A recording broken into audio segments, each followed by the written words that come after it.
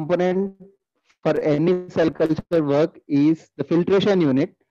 We usually employ a extension port which will be connected directly to the sterile glass reagent bottles. So these bottles will be pre-sterilized by autoclave. So once we open the bottle cap, the filtration unit will directly fit to the glass bottle so that there won't be any contamination which will be happening by touching the medium with our hands or any other such kind of interference with the medium. So the reservoir will be attached to the clamp with the help of a clamp to the filtration unit to the reagent bottle. So once we add the non-sterile prepared medium into the reservoir and attach it to the vacuum pump, by vacuum suction mechanism, we will be filtering the media using two different types of filters. So usually the filtration unit doesn't come with any filters. So we manually have to set up. So here you can see different parts of a filtration unit. So this one is a holder which actually houses the filter papers, above which here we will place filter papers. Two types of filter papers are available. One is the PVDF membrane, which is 0.22 microns. Make sure that you should not touch the area where the filter papers go in with your bare hands or even with your gloves. So use a sterile forceps to pick the filter papers and then gently place them onto the filtration unit. Now I will show how to place the filter papers which we are going to use for filtering our cell culture media. So before that, just wipe the hands. So first we need to install a 0.22 micron PVDF membrane. So the pore size is 0.22 micrometers for this filter. So this is the actual filtering paper. That means this filter will actually filter the medium from any contaminants that are present. And we have a pre-filter which is actually made up of glass fiber binded with resin.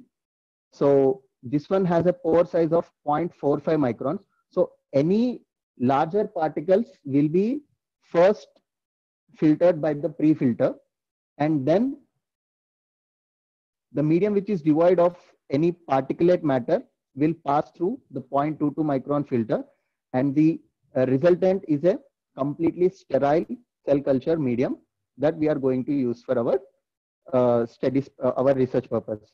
So here we should be very careful. Usually the filter paper comes with a supportive membrane. Usually people often get confused between PVDF membrane and the support membrane. So the support membrane is of a different color, but PVDF membrane is always pure white in color. So please make sure that you are using only PVDF membrane. Unlike most of the people often end up placing the support membrane rather than PVDF membrane. So gently place the PVDF membrane on the platform, and then above the PVDF membrane, place the pre-filter, which is having a pore size of 0.45 microns. So be very careful not to rupture the paper or create any creases or holes or any damages to the filter paper, as it will compromise the sterility of the medium that is being filtered. Now gently take the reservoir, place it over and give a gentle push. Once the reservoir is placed on the holder, never rotate the reservoir. Always rotate the clamp, because the reservoir is actually attached to the membranes. So if we rotate the reservoir, then it will result in damaging the filter membranes. So always rotate the clamp and tighten as much as possible so that there won't be any gaps for air to pass. So once we open the lid, you can see now the filter paper is placed correctly in position. Just examine if the filter paper is overlapping with the grooves or not. So once the filter paper is set, now pack it completely in a polypropylene bag. Tightly pack it in a polypropylene bag, just like this. So once you pack it in polypropylene bag, place it in an autoclave bag and then autoclave it, because the filter membranes won't come pre-sterilized like other plasticware which comes radiation sterilized. Unlike them, the filter papers are non-sterile, so we have to sterilize them by autoclaving it. The complete unit can be autoclaved directly. So once autoclave is done, without touching any of the parts from where the filter media is being filtered, we need to attach it to the sterile reagent bottle. So once the filtration unit is ready for filtration, we can proceed with media preparation. So let us keep aside the filter membranes.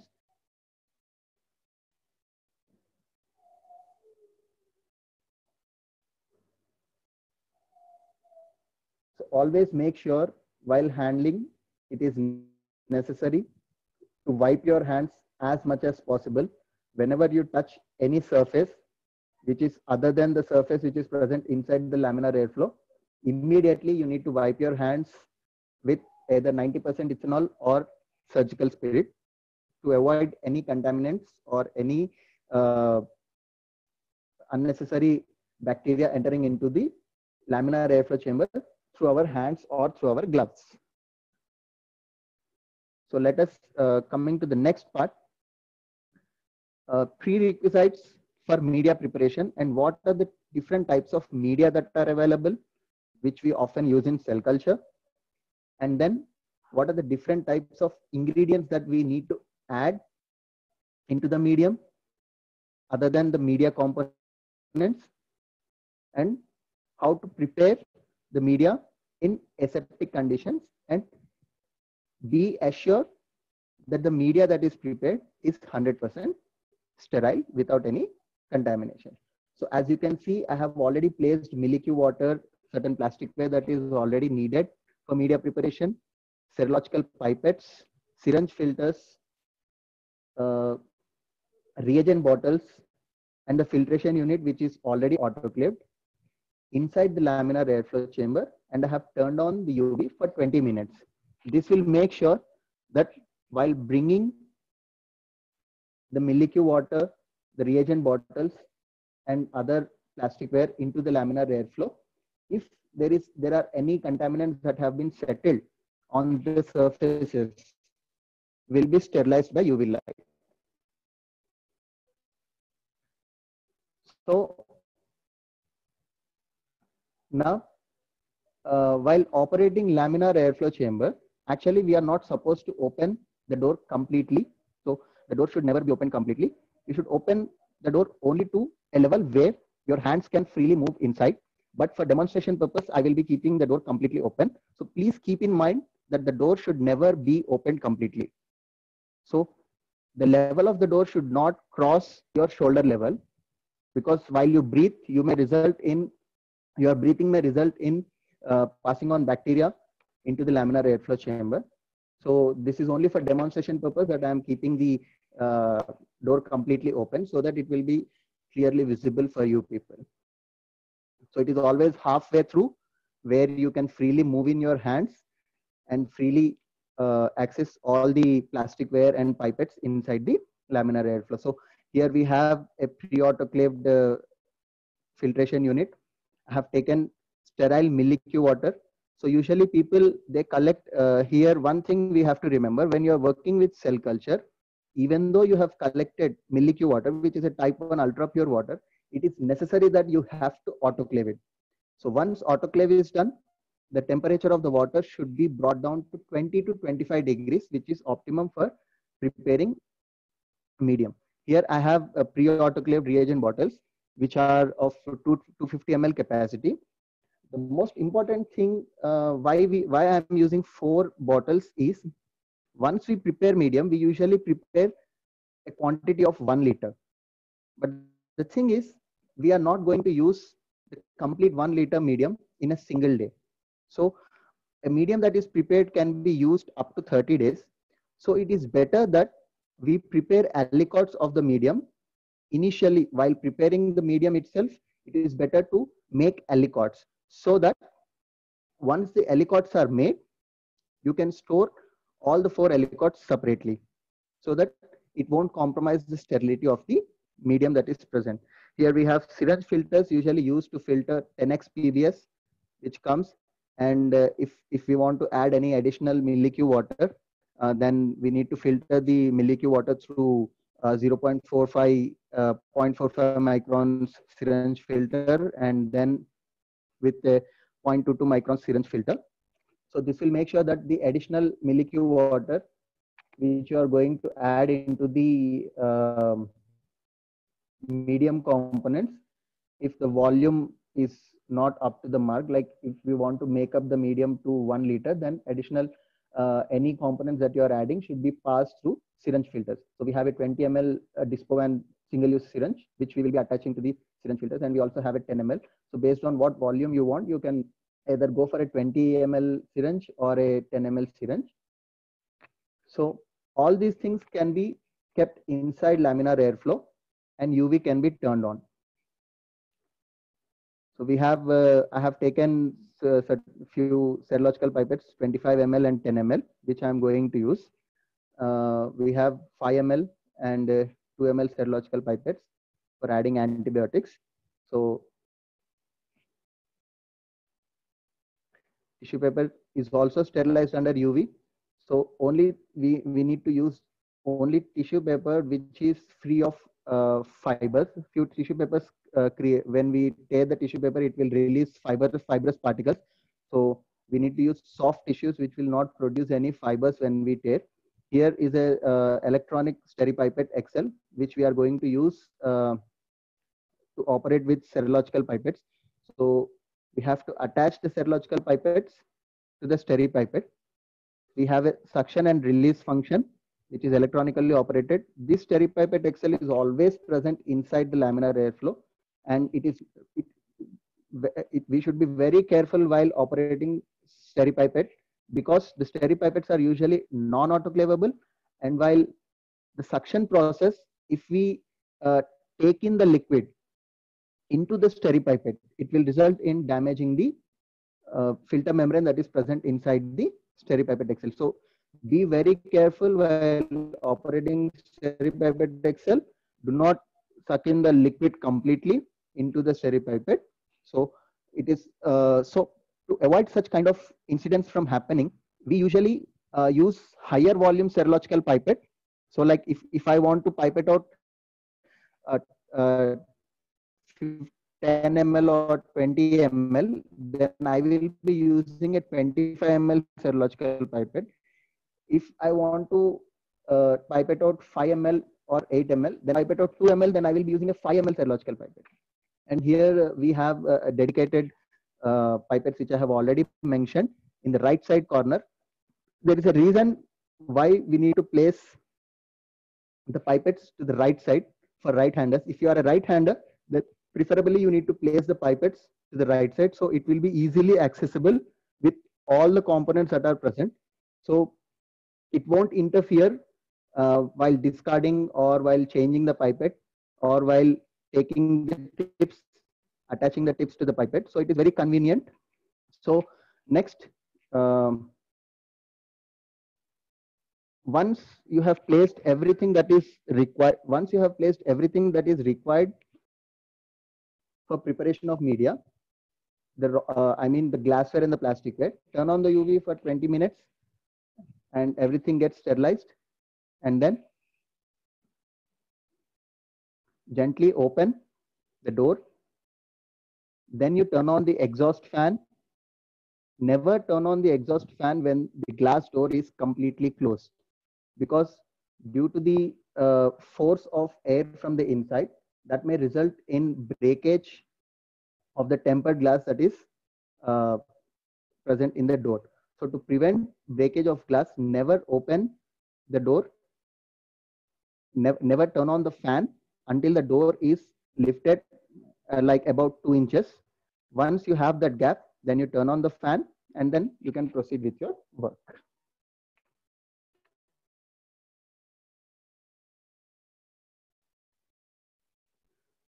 So let us see the remaining ingredients, remaining components of cell culture, which are very essential. So we have different types of media that we usually employ in cell culture medium. So starting with the first type of media, which is the DMEM. DMEM is a Delbucos modified Eagles media. This is a DMEM media which comes in a sterile package, and this quantity, one pack is for 1 liter medium. This is the most widely used cell culture medium. About 70% of all the available cell lines will effectively grow in DMEM medium. So this is the most widely used medium in cell culture. Next, we have EMEM, which is a minimal essential medium, or Eagles minimal essential medium, which is the modified form of DMEM.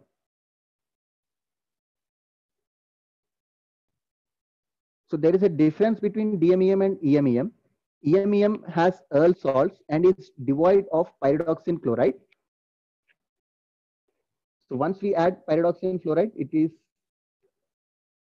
DMEM. And another kind of medium which we actually use for malarial cultures and few cell lines is the RPMI medium, RPMI 1640, which is the Roswell Park Memorial Institute.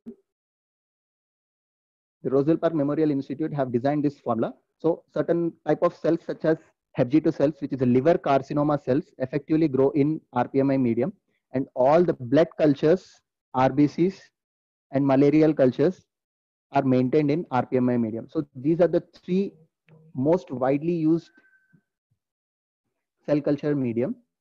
So whenever we place anything inside, these packets come as a sterile content.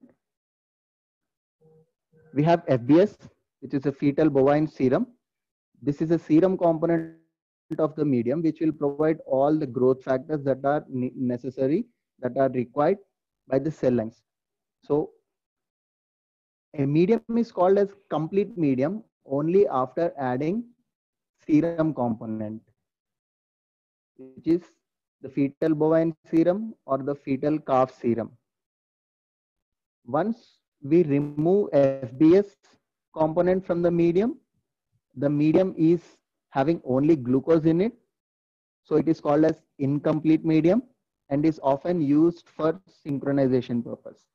So the percent of FBS that we add varies from different types of medium, and also for any specific medium, you can, based on the requirement, vary the concentration of FBS. We often use 5% FBS or 10% FBS for cultures, and for synchronization of cells or for the starvation process, we actually use 2% FBS. So here we have aliquots of FBS. I have aliquoted FBS. The reason why we have to make smaller aliquots of FBS is constant freezing and thawing. Like we actually open the FBS bottles come as a 500 ml, but we won't be using 500 ml in a single at one time. So we often use 50 ml or 100 ml based on whether you are preparing a 5% FBS medium. Once you thaw a 500 ml bottle, we make 10 aliquots of it, 50 ml each, and we store them separately to prevent frequent thawing and freezing, because frequent thawing and resin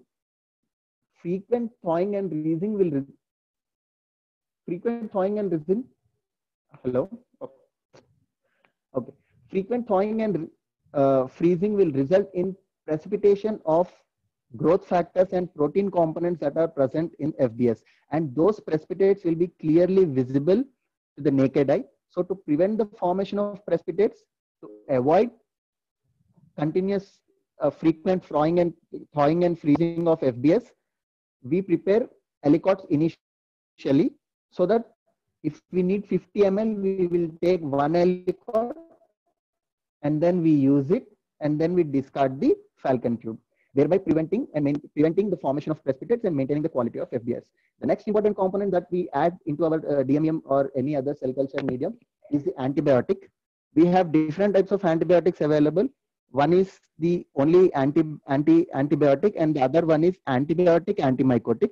So the antibiotic component is penicillin streptomycin, which we use where there is no chance of mycoplasma contamination. So only penicillin streptomycin, which comes as a 100x solution. And where there is a chance of mycoplasma contamination, we use antibiotic antimycotic, which the antimycotic part is amphotericin B. So this is the antibiotic component. And for blood cultures, we use gentamicin as an antibiotic component in our cell culture media preparation. So gentamicin is only specific for Hep G2 cells and for blood cultures and for malarial cultures, because we have, as when we work with blood cultures, we need to maintain human blood composition. So when we use human serum, we will be using gentamicin. And also to replace human serum, we have another commercially available serum component, which is the Albumax, which is called as Albumax 1 and Albumax 2. Instead of FBS, we can use Albumax 1 or Albumax 2, which is actually a high lipid bovine serum.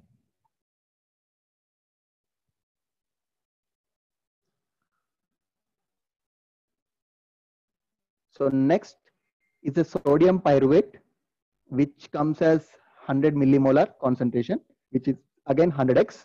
So to make it to 1x, the final concentration should be 1 millimolar. And we have non-essential amino acids, which is 100x solution again.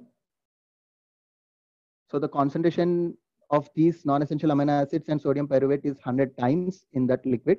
And we have 0.25% trypsin EDTA, which we use for detaching the cells. So trypsin EDTA has phenol indicator in it. The reason why it is appearing pink in color. So the optimum pH for absolute activity of trypsin is around 8. And then we have 10x sterile PBS. So we will be using 10x sterile PBS, and we will be adding it to sterile Miliq and dilute the PBS to 1x as a working solution.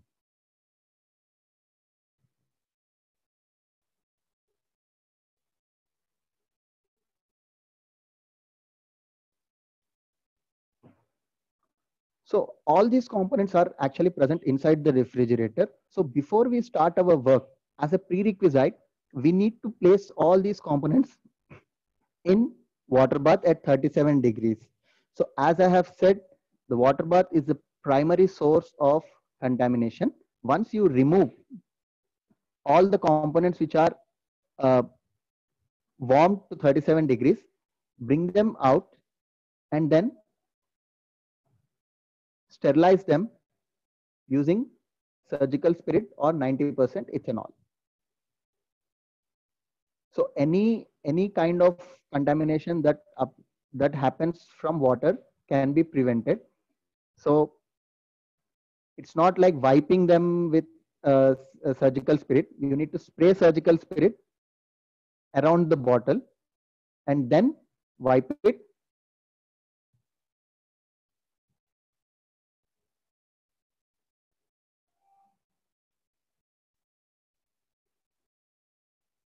So while working with cell culture, always be very generous while using tissue paper or surgical spirit. So because the reason behind taking so much care is, unlike bacterial cultures, if cross contamination happens in cell culture, there is no way designed, no possible protocol that has been ever designed to again isolate our cell line in pure culture form. So unlike bacterial cultures where you can use specific media or nutrient deficient media or strain specific antibiotics to eliminate certain strains of bacteria, and by subculturing you can still isolate pure cultures of one particular bacteria even though cross contamination happens.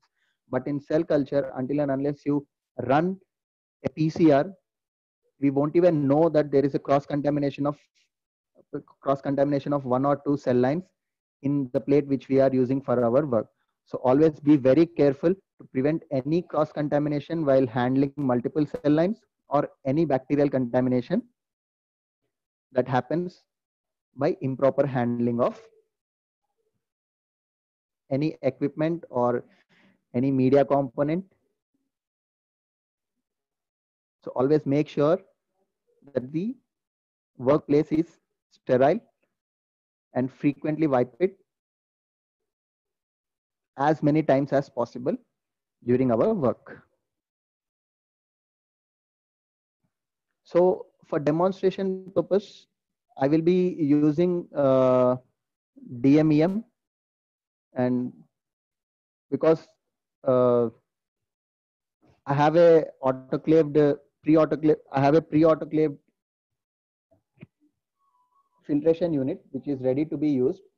So I will be using this pre-autoclave filtration unit to demonstrate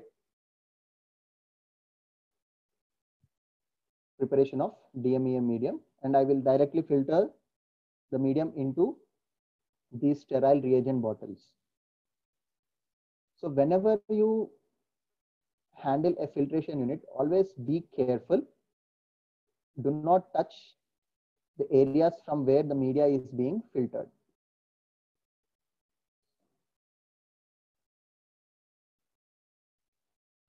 So other components that are used in cell culture media preparation is the sodium bicarbonate, which, as I said, is the buffering system that we use in cell culture medium.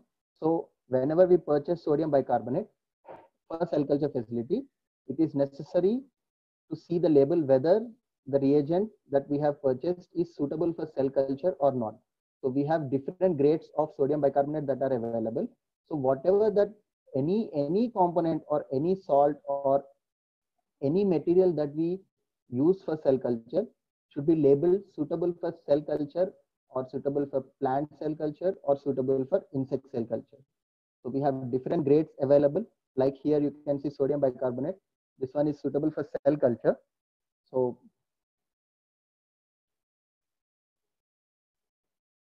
we have DMSO, which is again cell culture tested. Not visible clearly, but as you can see, dimethyl sulfoxide, it is cell culture tested. So usually DMSO is the solvent which we use. And here we have HEPIS buffer, which is plant cell culture tested. So HEPIS buffer is usually required only in RPMI medium, the Roswell Park Memorial Institute, RPMI 1640 medium. Other than this, we do not require HEPIS for DMEM or EMEM. HEPIS should be added for RPMI.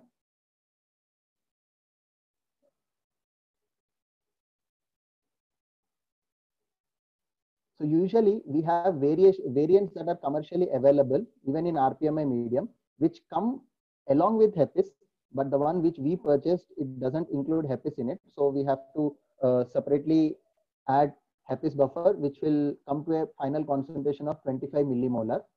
So for that, we have to weigh 5.94 grams of HEPIS buffer and then add it into the media and dissolve it completely along with RPMI 1640 media powder.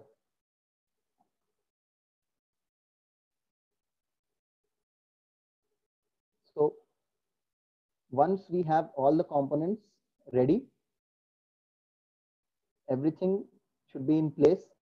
There is no chance because once we start preparing the medium, there is no stopping in between. So always make sure that you have kept everything ready and the process goes smoothly. So remember not to forget even a single component that we need to add in the cell culture media preparation. So if you have any obstruction, then it will delay the process of filtration, which may result in contamination of the unfiltered medium. So because once the medium is prepared, it is very important that we filter it as soon as possible. Within 1 hour, we need to filter the medium.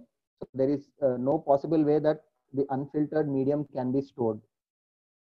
So once all the components are mixed, immediately we have to at any cost filter it. So it is very necessary that we need to make a note of all the requirements that are kept ready for filtration. So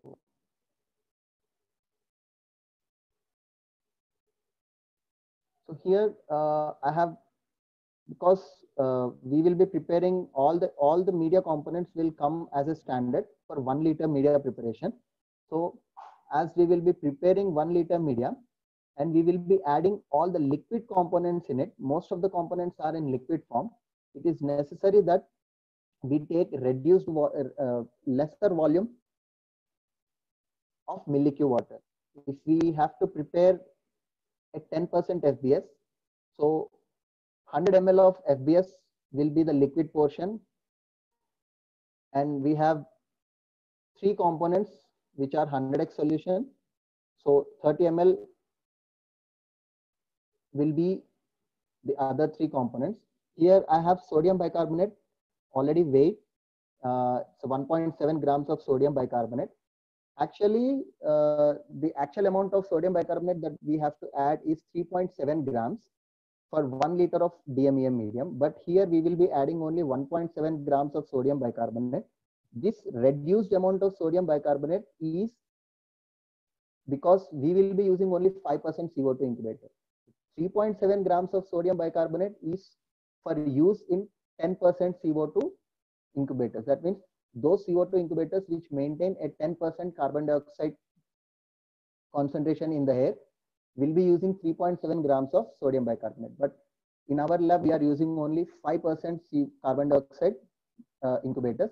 So 1.7 grams of sodium bicarbonate is sufficient and to maintain the buffering capacity of the sodium bicarbonate in the DMEM medium.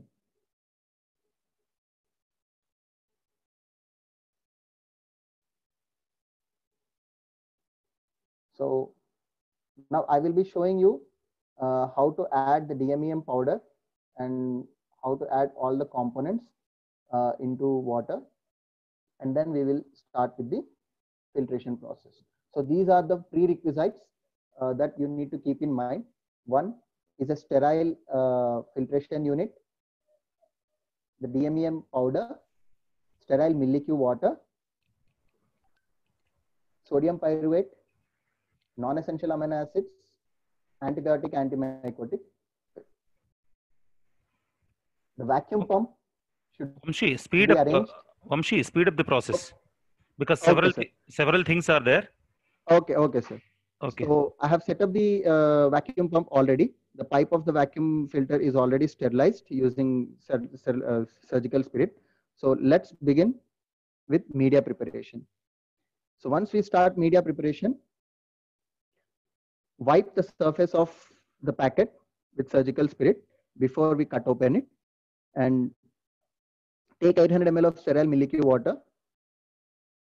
Carefully cut open the packet and add the DMEM powder into the bottle carefully, because these components are completely formulated with perfect measurements. So there is no, do not take a chance of leaving certain amount of powder into the packet. So once you add complete powder into the millicube water, once you dissolve the powder, add a little amount of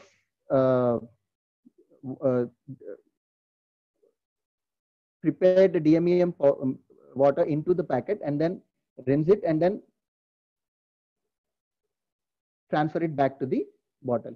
Close the lid and gently shake. Do not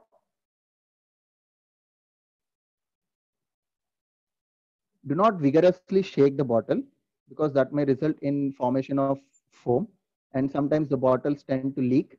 So there will be a chance of spilling of media onto the platform. So next we have non-essential amino acids, which is a 100x solution, and sodium pyruvate, which is again a 100x solution. So we need to add 10 ml of non-essential amino acids and 10 ml of sodium pyruvate, so that the final concentration will be 1x. As you are preparing 100 ml, so this 10 ml will make the final will bring the final concentration to 1x. So we have antibiotic solution, which is again 100x. So we need to add 10 ml of antibiotic solution. So just check, keeping the bottle against the light, whether there are any solid particles left. So once the DMEM powder is completely dissolved, it's time for us to add the remaining components into the liquid. So I will be using 10 ml serological pipette. As I have said, these pipettes are single use. So we will be using different pipettes for every component. So once we add non-essential amino acids using one serological pipette, then immediately we need to discard the serological pipette and use a fresh pipette for another component. So these are single use, sterile. Once the pack is open, the sterility will be compromised. So it is very important to check whether the pack is damaged or tampered to prevent any contamination from happening. So as I can see, you can see the powder is completely dissolved and the liquid is crystal clear. Now let's add. So for demonstration purpose here, just have a look at the pipette pack completely, whether it is damaged or tampered in any way. If there is any damage to the packet, then it is not preferred to be used. You can discard the pipette. So how to open the serological pipette? So we are not supposed to touch the serological pipette with our hands. So there is a mechanism to open the serological pipette. Peel the paper and the plastic, opening one end of the serological pipette, which goes into the electronic steripipette. So without touching the tip, insert the serological pipette into the, so make sure you won't touch the tips of serological pipette. Insert it tightly and then pull the pipette out. So make sure the tip of the serological pipette will not touch any of the surfaces, including the workbench, bottles or reagent bottles, or your hands or gloves. Make sure it doesn't touch any surface, even inside the laminar airflow. So if at all accidentally, if you touch the tip of the serological pipette to any surface, then immediately discard the pipette and then take a fresh one. So once the work is done,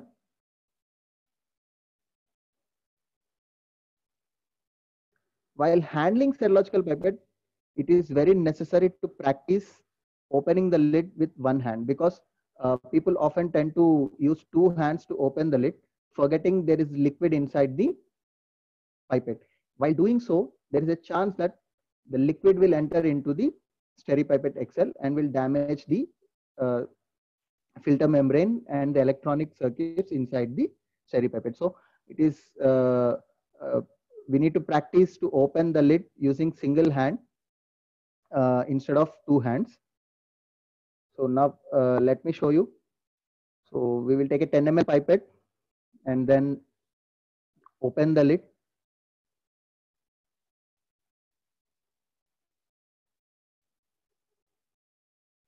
So gently pull it off. Without touching any of the surfaces or the openings of the bottle, gently insert the serological pipette into the liquid and use the suction button and then stop it once it reaches 10 ml. Now gently transfer it into the DMEM. So this is sodium pyruvate, which will which is a 100x solution, and the final concentration will be 1x, which is 1 millimolar. So the final concentration of sodium pyruvate is 1 millimolar. The reason why we have to add sodium pyruvate is when you remove the cells from cryopreservation. So once the cells are out of liquid nitrogen, they will be in a kind of starvation mode and in a kind of shock. So initially, sodium pyruvate acts as a source of energy for the cells. So they provide instant energy by entering into TCA cycle. whereas after a couple of hours, the cells start to use the glucose that is present inside the medium. Now, these are the non-essential amino acids. For EMEM medium, based on what type of medium you are using, the components that you are adding will differ, because for EMEM, we do not add any non-essential amino acids. Instead, we add 2 grams extra glucose while preparing EMEM medium. So for DMEM, we have to add non-essential amino acids also. So now immediately change the pipette.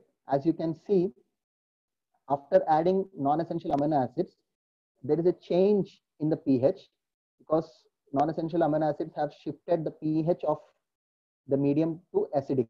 Now the medium appears to be yellow in color. So to adjust the pH, we will be adding sodium bicarbonate, which will instantly adjust the pH to 7. If we add all the components in exact proportionate, then the pH automatically comes to physiological pH, and there is no need for us to adjust the pH of the medium. So if everything goes well, you don't have to adjust the pH of the medium. So pH of the medium is determined here in media. As I said, they use phenol red indicator as the pH indicator. So most of the medium, they appear in red color. So phenol red indicator is pinkish or pink in color when it is in basic level. If the pH is basic, then the phenol red appears to be pink, and if it is acidic, it is orangish yellow. And when the pH of the medium phenol red is neutral, it appears to be red. So after adding antibiotic and antimycotic, give a gentle mix to all the 3 liquid components that we have added.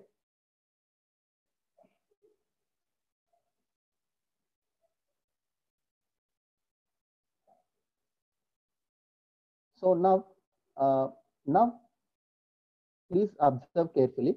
This is a sodium bicarbonate, which I have said is the buffering system. So once you add sodium bicarbonate, the pH of the medium automatically sets to physiological pH, and then the color of the medium changes to red. So this clearly says that the pH is now at physiological level. So gently dissolve the complete sodium bicarbonate. So as you can see now, the medium is red in color. It is not towards basic side. It is not towards the acidic side. And cross check once again for any particles that are present. So after adding all the components, the final component that has to be added is the FBS. So never add FBS initially. FBS should always be added at the end of the preparation of media. The reason, I will let you know the reason in a couple of minutes. So why we have to add FBS at the end and not before adding all other liquid components is, when you add FBS, and from here on, we won't be shaking the bottle vigorously. We always have to shake the bottle very gently, because FBS tends to form frothing. So it results in foam formation if we shake it vigorously. So always remember, once you add FBS, you're not supposed to shake the medium vigorously. You just have to tilt the bottle and make sure that the FBS component will disperse completely inside the bottle. So for demonstration purpose, I will be showing you what happens if you shake the bottle vigorously after adding FBS. So here is an extra medium. If you shake the bottle vigorously, that results in formation of foam. The reason why we add FBS at the end as the last component is to prevent the formation of foam. So now we have the medium ready for filtration. So before filtering, remember, remove all the liquid components from the laminar airflow, seal the contents by parafilm, and then store them at the respective storage temperatures.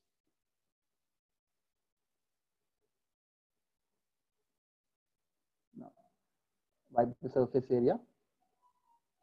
Take a reagent bottle. So as I said earlier, we will be filtering the medium into 4 different aliquots. The reason is to prevent uh, frequent cooling and warming of the medium, which will result in precipitation of the FBS component inside the medium. So if we prepare multiple aliquots, as we are not going to use the entire medium in single day, we will be taking one alicot, we will be warming it, we will be using it, and the remaining 3 will remain sterile, untouched. So by employing, usually people tend to filter the entire medium into one 1 liter bottle or 2 half-liter bottles, and which will result in on frequent cooling and warming. The FBS component which is present inside the medium will start forming precipitates. So actually the precipitates are not going to cause any issues in the growth of cells, but if we are going for microscopy, these precipitates will interfere with your microscopic images. So here we have the cell culture culture media filtration unit. Once you open the package, do not touch the cell culture filtration unit to any of the surfaces. Directly place it onto the bottle top and never rotate the filtration unit. Always rotate the bottle underneath and by holding the filtration unit firmly. So let's connect the vacuum pump to one of the vacuum suction ports that is already available in the filtration unit. So this vacuum pump port is already pre-sterilized. So now open the lid of the reservoir and add around about 500 ml of unfiltered DMEM medium into the reservoir. Be very careful. Any bottle which is having liquid, immediately close the lid of the liquid, because accidentally if the bottle falls, then it will prevent spillages. Once because the FBS component is very viscous, any spillages are very difficult to be cleaned, and again the sterilization process is a very hectic process. So the FBS component is usually sticky and it causes a mess. So prevent spillages. Be very careful while handling during filtration process. So before filtration, do not turn off the vacuum pump immediately. Allow the medium to flow into the bottle a couple of drops by gravitational pull, and that is when once the drops start falling down, then you need to turn on the vacuum pump. Now you can see here, as I have turned on the vacuum pump, the filtration rate has increased. So one important thing that you have to keep in mind during filtration is the rate of filtration. So the vacuum pump is already set to 2 to 3 psi, not more than that, because if we use higher pressures to filter the medium, that may result in rupturing of the membrane, and which is going to compromise your sterility of the medium. So to prevent high pressure filtration, the vacuum is already set to 2 to 3 psi, which is optimal for filtering any cell culture medium. So while filtration, always keep a good observation of the flow rate, because as the filtration proceeds, always the flow rate should either remain the same or the flow rate should decrease, because the decrease happens if there are any particulate matter that is present in the medium, and that may block the filter membrane. So the flow rate will be decreasing as the filtration process proceeds. Or if there are no particulate matter in the medium, then the flow rate should remain constant. Once you observe if there is an increase in the flow rate, that means there might be any damage or there might be any rupture in the filter membrane that is filtering the medium, which results in compromising the sterilization process. So always make sure and keep an eye on the flow rate. The flow rate should either be constant or it should decrease as the filtration proceeds. So once the bottle reaches 2/3 level, you can turn off the vacuum, because the vacuum that is already generated in the chamber is sufficient to filter the remaining medium. So after turning off the vacuum, gently remove, and how to change the bottle. As I said, always rotate the bottle, never the filtration unit. So once you have filtered into one bottle, gently transfer the filtration unit onto another alicot and then attach the filtration unit and turn on the vacuum pump. For second time, you don't have to wait until 2 or 3 drops will fall into the bottle, because the membrane filter is already wet. So initially, due to autoclave process and hot air oven drying process, the membrane will be completely dry. So we will allow the membrane to naturally get drenched in medium. So as you can see, the flow rate, till now the flow rate has not increased and it is constant. That means the filtration process is going well.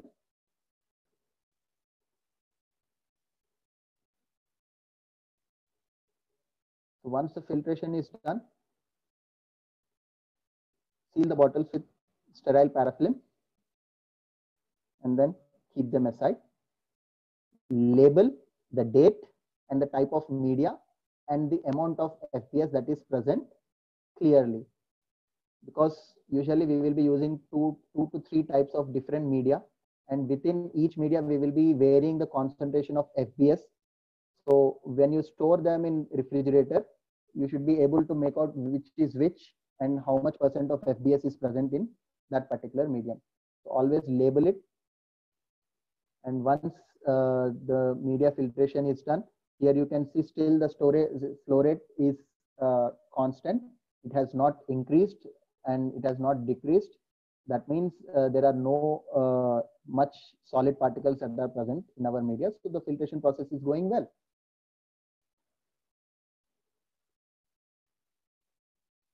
So I will push forward the video. So, okay. So once the bottle is empty, never do it tomorrow. Immediately wash the glass bottles on the same day, because FBS component that is present in the medium is highly viscous and sticky, and it is fully loaded with growth factors, which will result in instant contamination. And sometimes due to the FBS, the bottle cap may not open, and resulting in you cannot open the bottle because it gets stuck with the FBS getting dried up. So always remember, once the work is done, never do it, never postpone the cleaning process. If it comes to cell culture, do it immediately. Once the work is done, after winding up everything, clean all the glassware that has been used and the filtration unit on the same day, and keep it for drying. So clear it and keep it ready for the next media preparation process. So now, as you can see,